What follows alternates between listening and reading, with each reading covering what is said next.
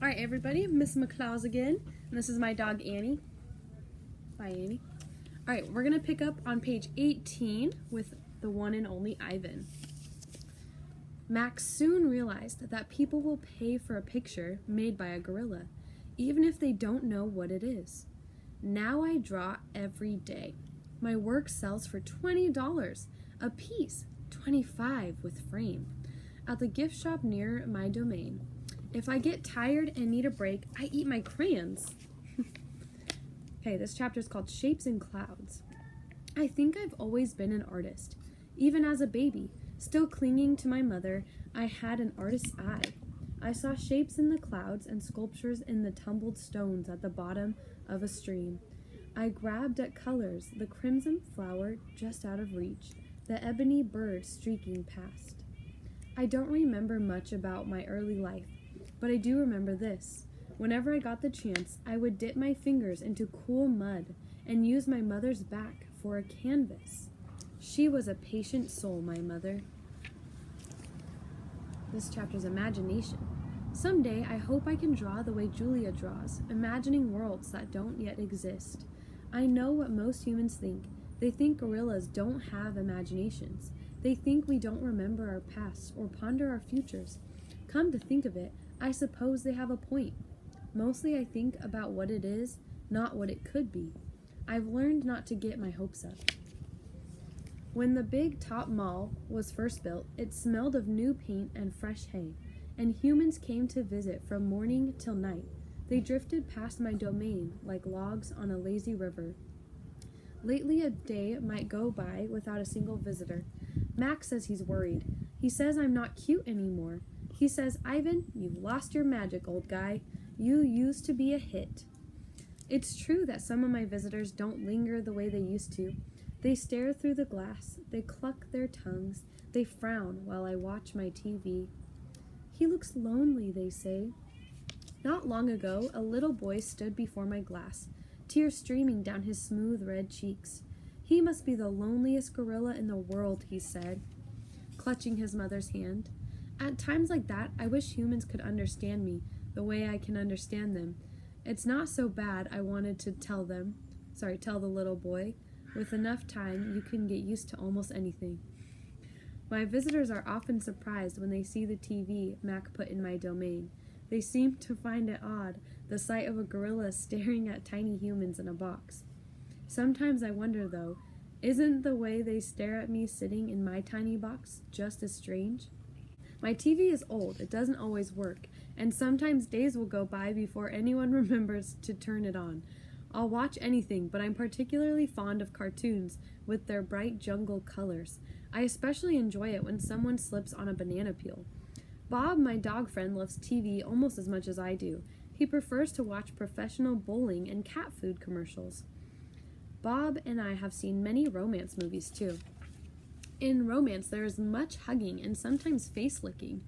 I have yet to see a single romance starring a gorilla. We also enjoy old Western movies. In a Western, someone always says, "This town ain't big enough for the both of us, Sheriff." In a Western, you can tell who the good guys are and who the bad guys are, and the good guys always win. Bob says Westerns are nothing like real life. I have been in my domain for 9,855 days, alone. For a while, when I was young and foolish, I thought I was the last gorilla on Earth. I tried not to dwell on it. Still, it's hard not to stay upbeat when you think there are no more of you. Then one night, after I watched a movie about men in black hats with guns and feeble-minded horses, a different show came on. It was not a cartoon, not a romance, not a Western. I saw a lush forest. I heard birds humming. The grass moved. The trees rustled. Then I saw him. He was a bit threadbare and scrawny, and not as good-looking as I am, to be honest. But sure enough, he was a gorilla. And as suddenly as he'd appeared, the gorilla vanished, and in his place was a scruffy white animal, called, I learned, a polar bear. And then a chubby water creature called a manatee. And then another animal, and another. All night I sat wondering about the gorilla I'd glimpsed. Where did he live? Would he ever come to visit? If there was a he somewhere, could there be a she as well? Or was it just the two of us in all the world, trapped in our own separate boxes? Stella says she is sure I will see another real live gorilla someday, and I believe her because she is even older than I am and has eyes like black stars and knows more than I ever know. Stella is a mountain. Next to her, I am a rock, and Bob is a grain of sand. Every night when the stores close and the moon washes the world with milky light, Stella and I talk. We don't have much in common, but we have enough. We are huge and alone, and we both love yogurt raisins. Sometimes Stella tells stories of her childhood, of leafy canopies hidden by mist and the busy songs of flowing water. Unlike me, she recalls every detail of her past. Stella loves the moon, with its untroubled smile. I love the feel of the sun on my belly. She says, "It is quite a belly, my friend." And I say, "Thank you, so is yours." We talk, but not too much. Elephants, like gorillas, do not waste words. Stella used to perform in a large and famous circus, and she still does some of those tricks for our show. During one stunt, Stella stands on her hind legs while Snickers jumps on her head. It's hard to stand on your hind legs when you weigh more than 40 men. If you are a circus elephant and you stand on your hind legs while a dog jumps on your head, you get a treat. If you do not, the claw stick comes swinging. Elephant hide is thick as bark on an ancient tree, but a claw stick can pierce it like a leaf. Once Stella saw a trainer hit a bull elephant with a claw stick. A bull is like a silverback, noble, contained, calm like a cobra is calm. When the claw stick caught in the bull's flesh, he tossed the trainer into the air with his tusk. The man flew, Stella said, like an ugly bird. She never saw the bull again. Stella's trunk is a miracle. She can pick up a single peanut with elegant precision, tickle a passing mouse, tap the shoulder of a dozing keeper. Her trunk is remarkable, but it still can't unlatch the door of her tumble-down domain. Circling Stella's legs are long-ago scars from the chains she wore as a youth. Her bracelets, she calls them.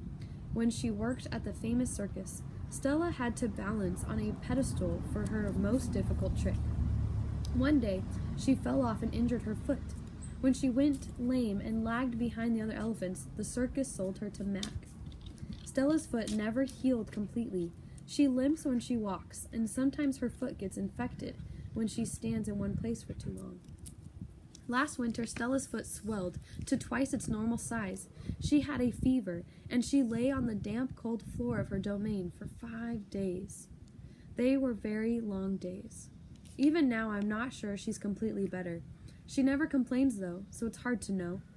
At the Big Top Mall, no one bothers with iron shackles. A bristly rope tied to a bolt in the floor is all that's required. They think I'm too old to cause trouble, Stella says. Old age, she says, is a powerful disguise. All right, we're going to stop there. Bye!